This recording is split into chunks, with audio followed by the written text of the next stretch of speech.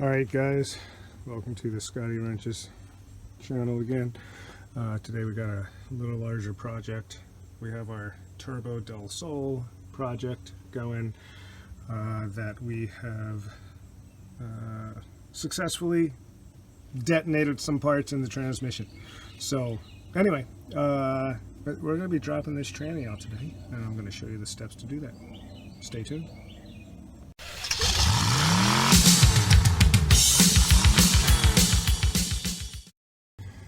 Alright, so the first step that I've done is obviously secured the car up on some jack stands here.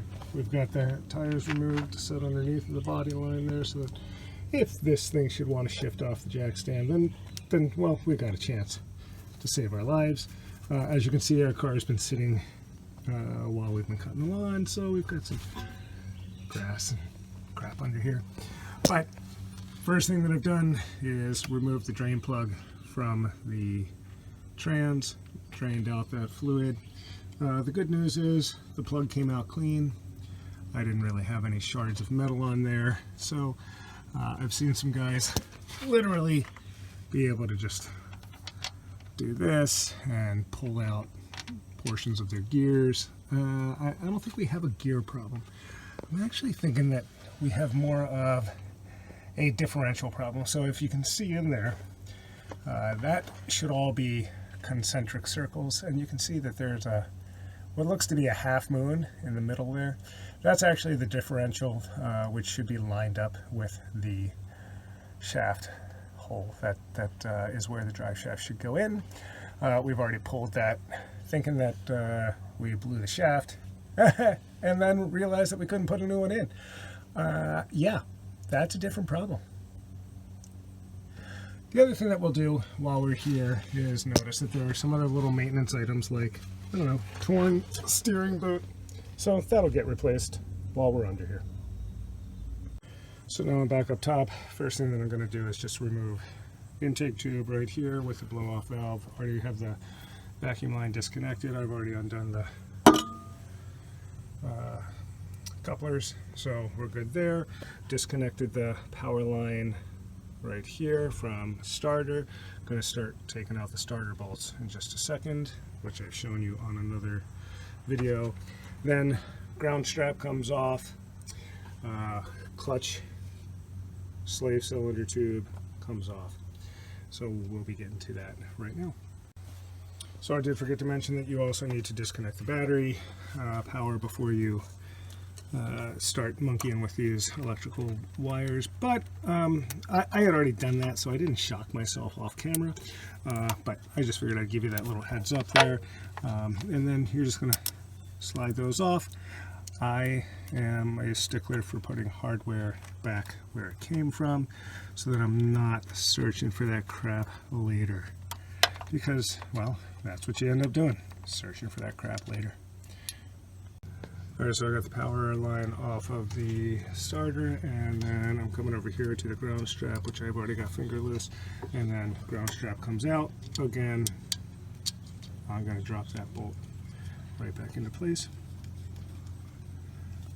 So after getting that bolt in place, I've disconnected the reverse sensor light here. So I'll just keep that up and out of the way, and this goes down and is locked into the trans, so that'll go with the transmission. I'm not really too concerned about that one. Now I'm on to the slave cylinder.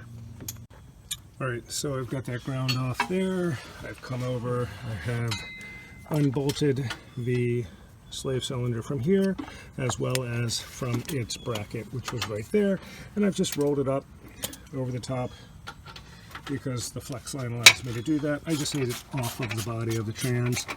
I've taken out the mounting bolts for the starter, which you want to keep out of the car because they do go through to the engine block, which means that when you try to drop your trans, so as I said before, I like to put them back in.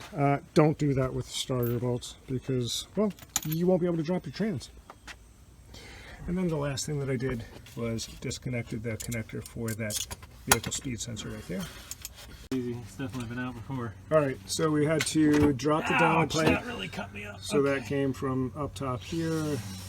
So got to unbolt everything off the turbo. And then we came underneath. Had to take the plate off, which is just a clutch protection plate. Now that that's out of position with the no more down plate. And then we just knocked out the spring pin that was holding this into the shift rod, which of the whole task, that's probably the biggest pain in the arse. Good. Poly mounts. So like 20 bucks. the big 17 will have to come out here. There's one on the back as well, I believe, and then we'll go to the top side again. So there's another 17 that needs to come out. And then this, and that bolt right there, up top there, need to come out.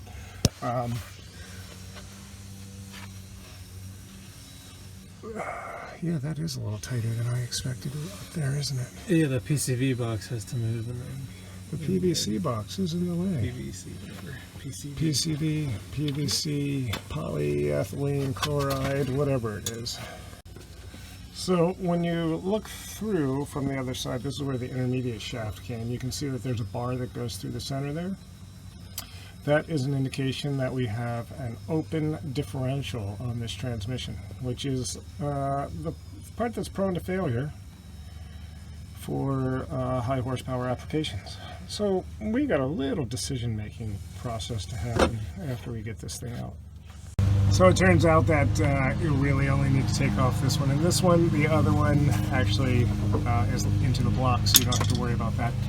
These are holding trans, so that'll come out. I've already gotten the trans mount, the trans bolt here, finger loose. So this is block to trans. And then we'll have another one right over here, which is also probably finger loose. And that is block to trans. So those are all the bolts from underneath that need to come out. Then we'll go across the top. Now we're gonna have to take these three off, pull that one out, and then these can come off. By the way, along the way here, we have now got the engine supported, because otherwise this thing will just drop right down as you're doing it. And obviously you don't really want to do that, or at least not without some control. Alright, so we have gone through and removed bolts here. Here, this also had a bracket on it, and in and under there. So those are the top threes, and you can already see that the trans is ready to slide off of that shaft. So we're just going to throw a jack underneath and drop it onto it and lower this thing out.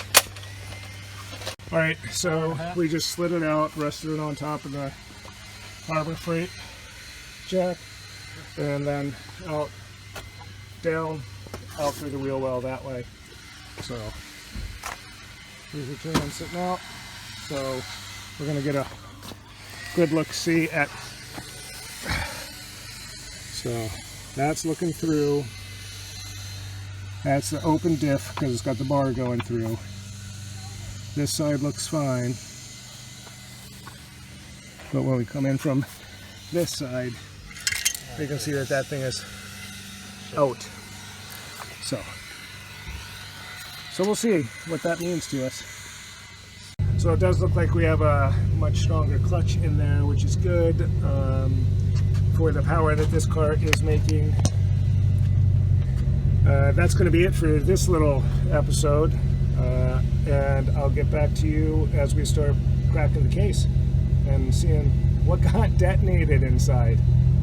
So this is Scotty Wrenches signing off. I'll talk with you soon. Don't forget to hit like or subscribe down there, over there, I don't know, wherever that button is on YouTube. Quick little addendum. We've kind of cleaned this thing up just real quickly. This is where we're going to probably find our problems, because we found that right there. So, when we dig into this, we'll show you what got broken.